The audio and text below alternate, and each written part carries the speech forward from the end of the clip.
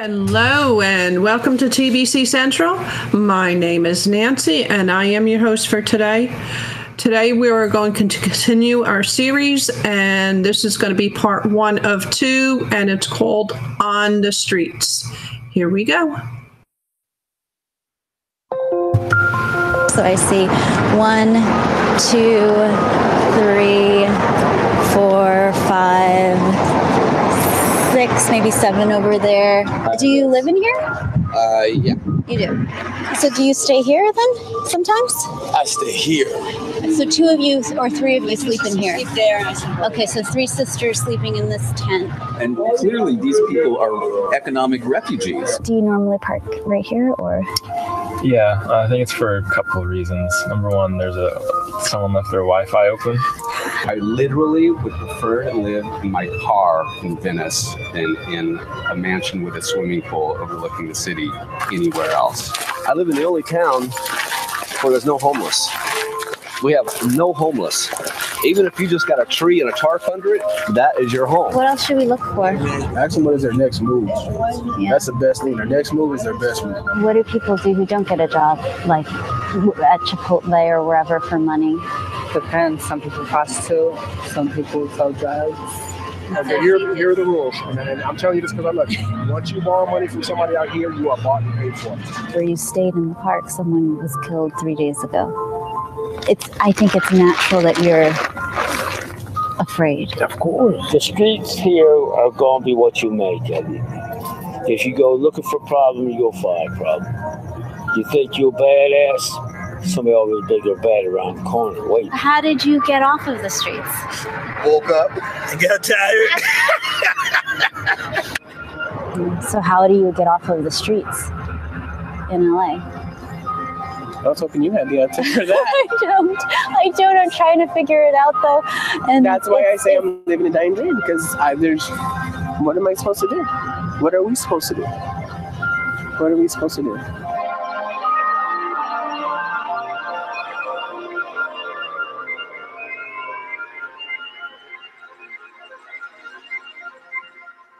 This is the LA Times map where they counted the homeless. The individuals are all red dots. The tents and makeshift shelters are little yellow dots, and then the vehicles are all purple. So here we are, a lot of red dots. Do you stay here? Temporarily. For the time being. How long have you been staying here? I've been staying here for about a good year and a half, almost 2 years. I got plans. This is not the last. It's not the end. Not the last stop. This is not even halfway through. It's 25%. You know what I mean? Where are we going? Right here. Just gonna drop this water off. Oh my God! Not right now. Right now everything's all hectic because we had to clean.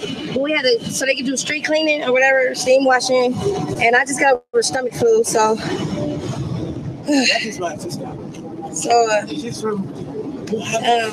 I'm about 10 weeks pregnant. You're 10 weeks pregnant now? Yeah. So I'm trying to get away. We had to get some water so I could take a bath. You stay here then sometimes? I stay here. Everywhere downtown, that's where I'm at. I mean, life is not hard. It's just a challenge. Nothing's hard. Not even gold is hard. You know what I mean? It's just a challenge. It's nothing. I do this every day. Every day. So we're only been homeless about 2 months now. Me and my husband, we had a setback, and then we lost everything. Like just periodically, we lost everything, and now we're down here. So, what is your day like then? Just like this. My day is just like this. Even if it was sunny outside, it would still be overcast and gloomy. Just like this. I used to be somebody. Now I'm somebody else. You know what I mean? So I have a high school diploma and a college degree. I mean, they're looking at us like we're homeless. You don't call it homeless, call it houseless. I'm houseless because I don't have a house. Homeless is a state of mind. I'm not damn homeless. What are some of the options that you have right now? Live, just wait like a cheetah in the tall grass. Just wait. And as soon as I get my opportunity, I'm pouncing. All right, Kali. Thank you, Lisa. Thank you. Thank you, brother. We'll see you again. Yeah, I'll be What's right your name? here. Hi. Thank you. Thank you. Oh, you look fresh. Do you want to go this way? Okay.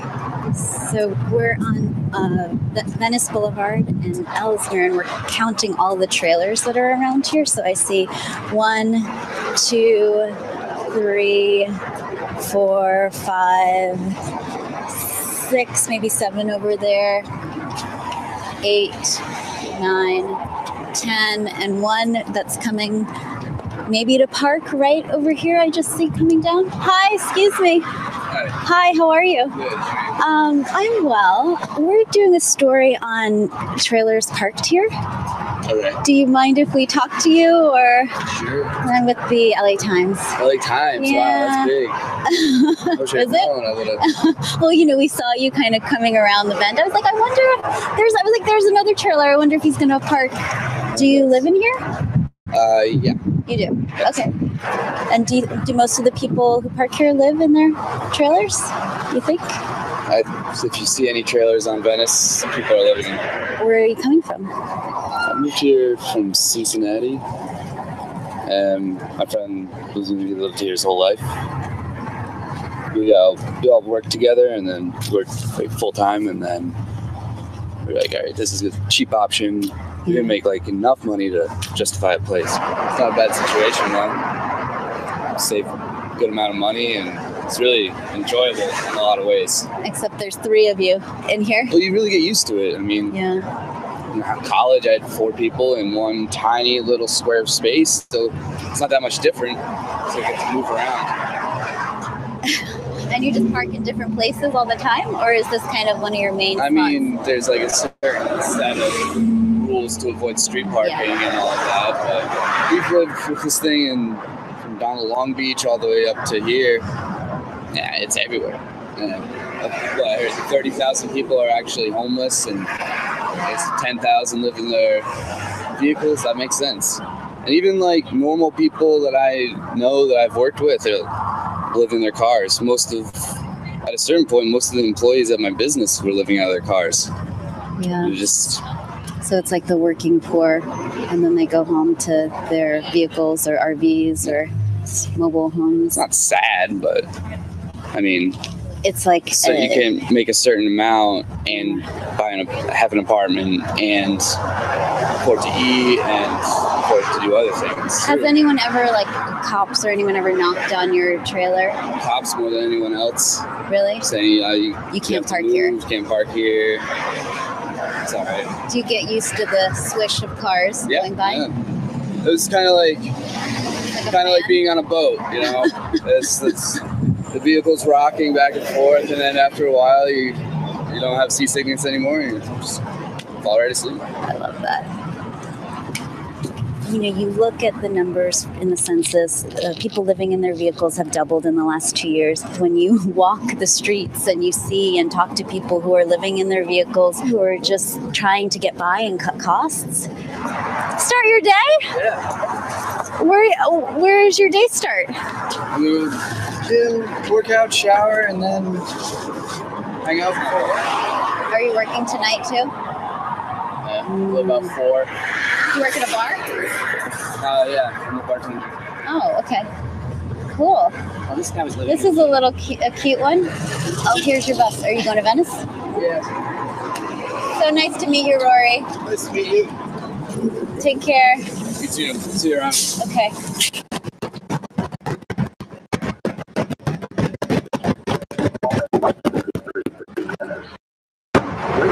Okay, so there's downtown and there's Skid Row, and what we're finding is that homelessness is spreading outside of the city. We're really searching for these encampments because the city is tearing them down kind of one by one. I'm looking at a couple women, a few carts, and 1, 2, 3 to 4 tents. Oh, I didn't even see yours over here. Are you safe? So 2 of you or 3 of you sleep in here? Sleep there and I sleep over Okay, so 3 of you, 3 sisters sleeping in this tent. So you're 3 sisters living in this tent. You've been here for 2 years, you've been here 3 years, and you've been here for 2. Yeah. So what happened 3 years ago then? My mother passed away. Okay. I was living with my mom. My mom passed away. Sorry to hear Kept that. it for a while, like for about a year, but And she was in a house. She was in a house. Your mom? in an apartment. She was in an apartment. Yeah. Okay. Around near this area. Mm-hmm. Okay. Yeah, that's because that's why we're here.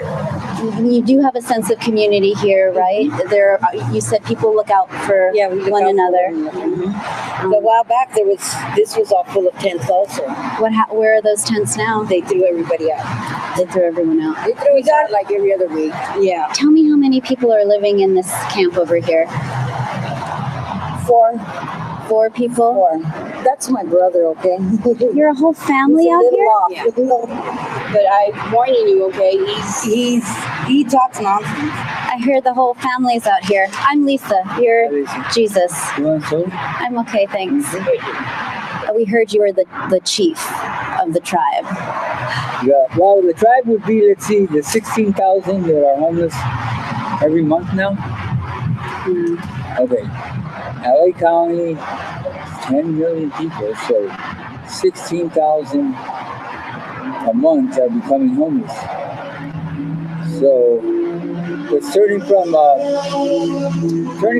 tribe into a nation. How do you make it out here for 2.5 years? I get along with people, the locals, the ones that run the little gangs out here. Well, they're gangs. So you gotta respect their truth. Did you get used to it, or then your sisters were out here too, or what happened to change that? Well, we adapted. Because you seem relaxed. Well, because I had to adapt. So I had to adapt. In order to adapt, I had to accept how the people were out here. 43 right here. Yeah, okay, that's the avenue. The avenues, right? Yeah. And then what about? That is pretty much their place. So that's you know what I mean. The avenues are right there. And they don't hassle you over here because your sisters are over here. You have some friends over here. Well, we get along with them. Yeah, you have to, right? Survive. Yeah, well, you know what I'm saying. If we didn't get along with them, then they wouldn't be here. Or you wouldn't be here. Right. Okay, so the real downtown, or the downtown proper, is this way. Arts district is this way, and then this way is the fashion district. District, and then Little Tokyo is undergoing massive construction. So the epicenter of this issue on Skid Row is kind of getting squeezed on all sides. It is, by and gentrification. it's what has precipitated for the last 10 years here. And clearly, these people are economic refugees. People don't even want senior housing in their neighborhood, much less a magnet that's going to attract the homeless people. Can you tell us what's going on right now, or what you're preparing for? Well, let's see. We're pretty much wrapping up with food prep, and we're going to be serving in about 15 minutes or so. We serve 800 to 1,500 meals. This is one small critical response to this problem. And are we even getting close to addressing that? Oh, I think we're far from addressing systemically. I think the human thing to do would be to provide services right now to everybody that's sitting on the streets. You know, they're in a state of denial. They won't admit that giving people services where they are is really important. Can you explain how all the services are concentrated in Skid Row? The vast majority of services for homeless men, particularly, are located right down here on Skid Row, and they have been for more than 50 years. So we're preserving life. But you've been here for 45 years. Right. Well, there is something about the infinity of this problem. Is, and it's going to go on. And we don't have any retirement plans, but like I'm leaning against the counter because my legs are. I have a bad back, and my legs are bad, and my wife is worse. So we're we're getting up there. Good morning. On my 70th birthday in March. God, I never thought I'd live that long.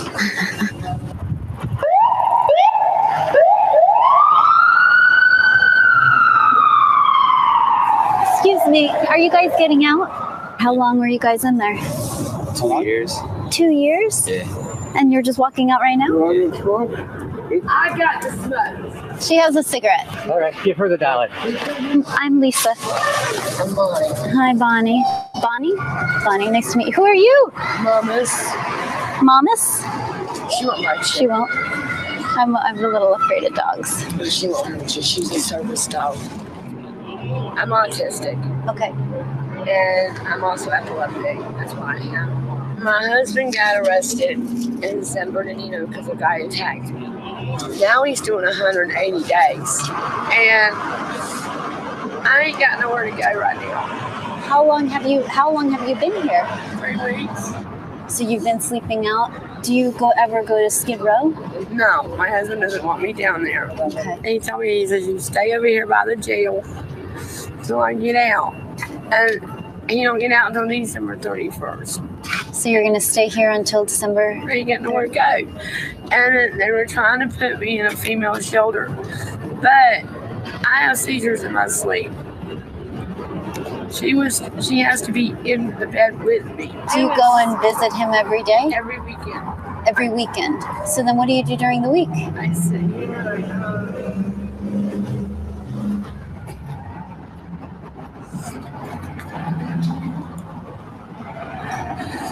I can't even spell. You smoke cigarettes? I'll give. I do. I'll buy one off you now. What are you guys doing here? We're doing a story about people who are released and where they go, and if they kind of walk up to Skid Row or if they're sent out with anything. Have you been inside already? Not today, but I'm gonna go today. How long do you think you're going in for? Hopefully, just a couple hours. I'm hoping.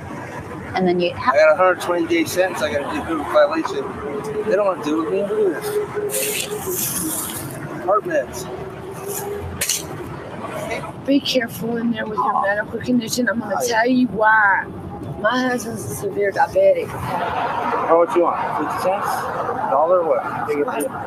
You're hurt, so take it all. That's all you get. Hey, Grandma, a cigarette off you guys? Here you go. Are you guys just getting out? Yeah. She has the cigarettes. Okay. It's fine. I'll buy. I know. Bonnie, this is your side business. Yeah, there's a hustle right here. Hi, Miss L. She looks out for me up there. I try very hard to try to find shelters, but unfortunately, there's so many of them. Yeah. I mean, homelessness is a problem for the general population and the just released inmates. You're still wearing your jumpsuits? Wait till you get off property, and you can't take those off until you have that? We just ain't got no clothes until we get our property. Okay. That's it. Yeah, so they're wearing these black suits. And then where do you go from here? I'm going home. Do they give you bus money to go? They said something about tokens, but they don't give you all that money. I'm just gonna look like I'm just gonna have to hop on the train. Yeah, you better be careful because them sheriffs down there, they got canines down there now. Yeah, well, they gotta help us out somehow. What else should we look for when we talk to people? What should we ask? People are angry. Ask them what is their next move. Yeah. That's the best thing. Their next move is their best move. All right, Bonnie. We'll see you soon. Yeah, hold on. Okay. And you already know I don't like touching, but okay. You can squeeze me. I don't. So what are we looking for? What we're looking for is there's an area that's known for prostitution. It's notorious for that. So a lot of people, youth that we serve in that area, engage in survival sex a lot of times. How many kids do you see a night? I'll tell you, we could average anywhere from 30 to 40 a night. The youth alone, I believe the number is at least 2,000 youth a night. Could be out. Hey, what's up? It's Coven House. You need a blanket? Yeah, her bag. Okay, I got you. Is this where you stay here? I stay pretty much everywhere. I'm always moving around. I'm always like cracking garages. Always trying to find somewhere warm where my boyfriend can sleep at. How old are you? I'm 18. You're 18. Okay. How long have you been out here? I've been out here for about 2 months now. And where were you coming from before that? Juvenile hall. Okay. Yeah. And before that? Well, I was in jail for 2 years. You were discharged, did your time, and then there was no place for you to go. They didn't set you up with a program or do anything like that? They go. Watch out. But I mean, I came out here because it's easier here to transgender. So how is it easier? Because there's more support out here. This is the LGBT community is Hollywood. So you spend the day at the LGBT center and showering and hanging out. Yeah, we pretty much go there every day, just all day. Get on Facebook, eat, shower, get some clothes from their closet. Do what we gotta do. Apply for jobs. What kind of jobs are you looking for? I applied for Chipotle, LA Fitness, the Shop House. What do people do who don't get a job, like at Chipotle or wherever, for money? Depends. Some people prostitute. Some people sell drugs. Mm-hmm. It all depends. Mm-hmm. It's different. I mean, out here, you gotta hustle. You gotta do what you gotta do to survive. Because, like I tell people, it's me, myself, and I in these cold hard streets. How are you doing? In pain. Careful. In pain? Yeah. That never stopped me before. Yeah. What hurts? Everything. Been out here off and on since I was about 14. What? 14? Yeah. 10 years on LA streets? Yeah. How come you were never sheltered or never brought into the system? I didn't get into the system till I was 15. Okay. And what kind of system was this that you were in? Commercial burglary, juvenile hall. Okay. For the people who say, why don't you just get off of the streets then? I have no work experience at all. And due to when I was 11 years old, I was shot twice in the face. In the face? Right here and right here. One bullet came out right here, and the other one's still in there. I couldn't walk, I couldn't talk, I couldn't do anything. I brought Ramika back to Clubhouse quite a few times in that van, so helped him out and try to help him get stable again and whatever his goals are. A lot of times they're leaving a bad situation, bad environment where they were from, and a lot of them, the feedback throughout the years have been, well, look, if I'm going to be homeless or going through where I'm from, I may as well be here because at least the weather is better. At least this is Hollywood. At least this is Los Angeles. I feel like I have a better chance at pursuing my dreams. I mean, they'll tell you those things. So this truck in front of us is pretty good timing. This truck is out here Monday through Friday. It's the Greater West Hollywood Food Coalition. There's about 50 people out there? Yeah, I've seen 100, 120. You have like those big gray sheets. You mean a gray blanket? Yeah, the big gray one. Yeah, I got one. No. Howdy. How you doing? Just got off work. I was just going to ask you. Dude, this is Lisa. Hi. It's Anthony, Ray, Jason, and Mark. My bad, Mark. So I see him each and every night. I help him out. And how long have you been out here? A year. And can you tell us who's here? My husband, our adopted child, and our uncle grandma. And he's not really your adopted child, though, right? No, he's just a young kid. The person he was hanging around with before was just too crazy. Okay. So we kind of took him away from it, cleaned him up, gave him money, fed them, and then he just started hanging out with us. And then the person went AWOL. So he just... Okay. So you're protecting him? Yeah. And so how long have you been working? 6 months. Okay. 6 months. I have full care. I have dental, vision, everything. I have everything. But no place to live. No place to live. And so how do you, so people are like, great, you got a job. Like everything's like going in the right direction. And then all I tell them is I'm living a dying dream. What does that mean? This is what it means. I have a dream to be successful, to be rich, to be famous, to be out there, just to be in a house, an apartment. You can rent me a room, shove all 4 of us in there. I don't care. But it's not gonna happen. It's a dying dream, and that's what I'm living. So you're working 5 days a week? I work 5 days a week, 40 hours a week. I get just barely above minimum, which doesn't cut it. So how do you get off of the streets in LA? I was hoping you had the answer for that. I don't. I'm trying to figure it out though.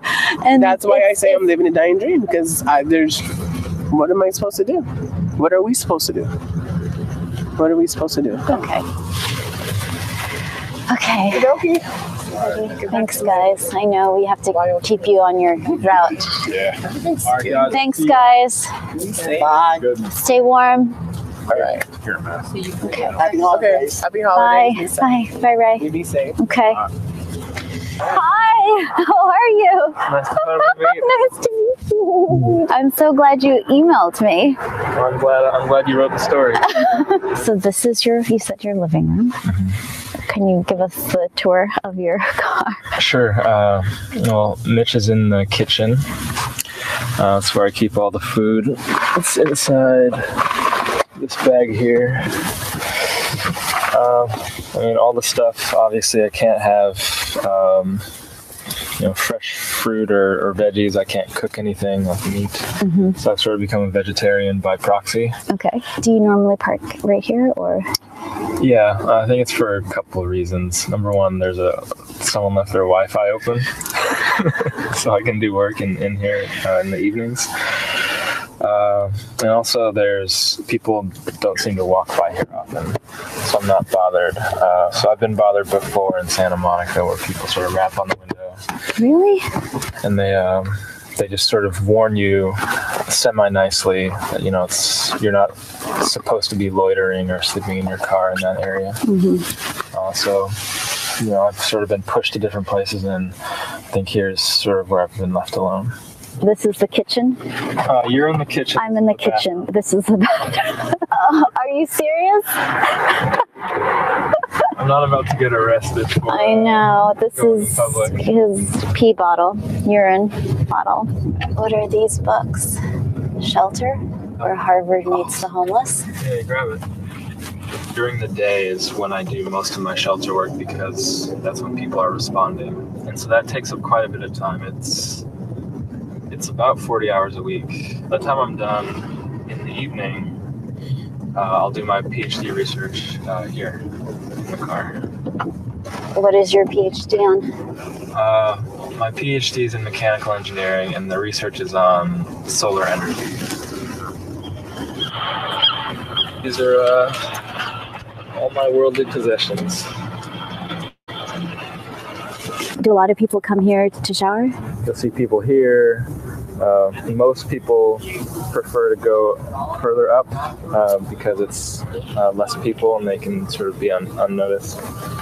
So we obviously won't go in with you. Really glad.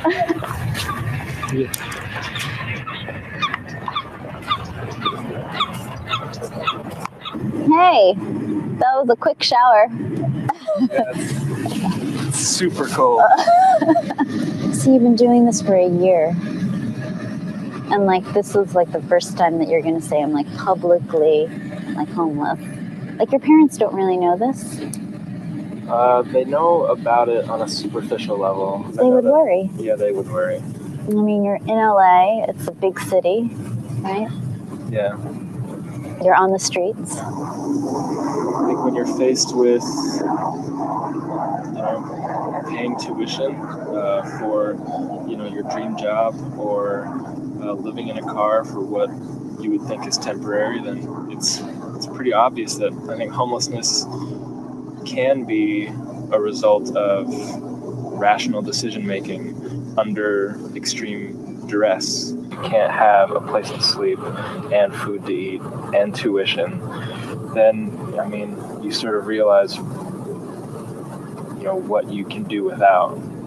But on the whole, I do feel like I'm living a life of intention, So it's not, it really isn't sad. I do feel very fulfilled.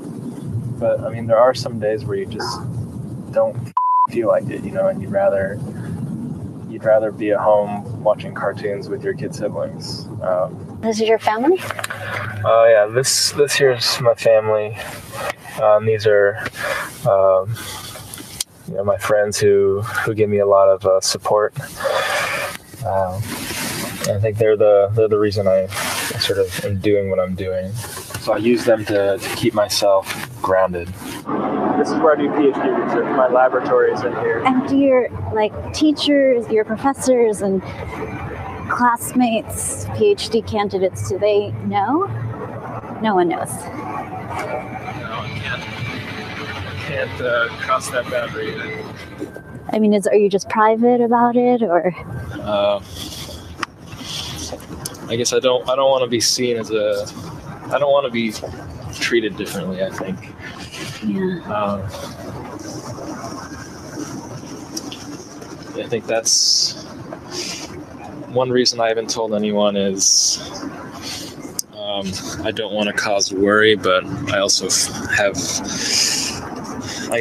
sort of house a little bit of fear or embarrassment, even though I try my best to, even from my own understanding of the issue, that it's not embarrassing. I think I still house a little bit of it. It's very therapeutic talking to you, I gotta say. Let's see if this place is open. This is the Student Activities Center. There are people who are sleeping in here. There are people who are sleeping in their cars in the parking lots. So what will you do for the rest of the day? Well, I'll try to organize more shelter meetings, take some phone calls about it. I think there's a lot of different aspects of the shelter that have to move along, but I cannot wait until we have the first resident go to UCLA and graduate. I think that will be a really exciting moment for me personally. Wow. I'm glad that you live your life with intention. Well, I like to walk. You don't see everything unless you walk it. Okay, it's Friday night on Skid Row. Does it matter that it's Friday night, or is every night like? Well, over the last year, it seems like every night is a problem. And you've been out here for 17 years, right? Tents over here stay up all day. There's Unfortunately, risk. they stay up, even though they're not supposed to. They stay up all day. There are some individuals who hide under the guise of homelessness and engage in drug sales in these tents. These are individuals who are able-bodied, can go home anytime they want, and they just come down here and prey on the people. There's a couple of them that are actually homeless. But you know that, so unless you can't arrest them unless you see the crime. deal. And people don't understand that. People always go, well, why don't you arrest the drug dealers? I have. Our fellow officers have over and over. If you smell that smell, that's a very, very dangerous smell called spice. Yeah. Is she okay? Yeah. Okay. Just waiting for the ambulance. Yeah. Okay. All right. Spice is the worst thing that could have hit Skid Row in years. I thought it was going to be meth. If you don't mind, can you explain to her what spice is and what it does, if you don't mind? It's not for people with weak minds. It's not for humans, actually. Really, it's not. It said it's not for humans, but they smoke it, and that's why people walk around here and going crazy and look like tarantulas and stuff, because it's not for you. It's synthetic. And what they do is each different brand has a different kind of chemical in it. You can smoke some spice and be in this catatonic state with one brand, and you need meth to pick you back up. Then you can smoke another brand, and you could be standing in front of a city bus breakdancing, waiting for it to run you over, or fighting with 4 or 5 people at the same time. Before, when it was just mental illness, we could deal with that really, really, really easy. There are people who we were able to talk off of 2-story buildings. Hey, Joe, put your clothes on and come down. And they'd be like, is that you, Joseph? And they'd come down because it's me. It's just these drugs, it just takes over their mind. It's not like homelessness nationwide. We know nationwide what the attributes to homelessness are. Let's be real. I'm going to say disenfranchisement. I'm going to say lack of jobs. I'm going to say a recession. I'm poor education. I'm going to even throw in a little racism, okay? I believe there are a lot of people that are behind the curve because of racism. But in this 50-block radius we call Skid Row, the majority of people that are out here in these streets are not here because of those reasons. It's because of addiction. And that's not vilifying them. As you can see, I have a great relationship with them. And they love me because I am honest. I've heard that you have 3 days. If you go into Skid Row, you have to get out within 3 days or else you're not getting out. That sounds like a good statistic, because especially if the person coming in is a drug addict, that first day, they're actually going to try to get help. They're going to see the craziness out here and go, I cannot stay in these streets. Yeah. The second day, they're going to get stressed out. The third day, they're going to say, you know what? Let me try this crack again real quick. Because I can't take it. I can't take the stress. And now they're stuck here forever. Okay, that was our part 1 of today's video. We will have part 2 tomorrow. I created this channel to raise awareness for the people in need. Those people might include homelessness, runaways, forgotten elderly, people that have been through natural disasters, people living below poverty, drug users who are trying to get clean, etc. There are numerous people in so many categories which need to be brought to the forefront. If you have what you need to be grateful, as there are so many that do not have. I am not saying the rich should support everyone, but I want to make it clear that with proper planning, education, and help with changing mindsets, we all can make a difference. We'll never eradicate the poor because, believe it or not, it's a big money maker for the governments.